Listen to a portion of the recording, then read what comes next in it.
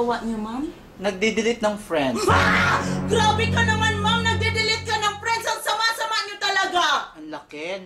Lita mo lang. Ma'am, ang sama-sama niyo talaga. Nagde-delete kayo ng friends. Bakit? Una sa lahat, hindi ko sila kilala. Pangalawa, hindi ako nakikipagkaibigan sa mga taong mababa sa 1 million ng annual gross income.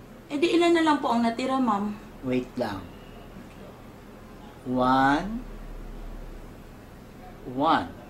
Ikaw lang. Eh, ma'am, hindi naman po maabot ng 1 million yung sahod ko, ma'am, in a year! Ang laki.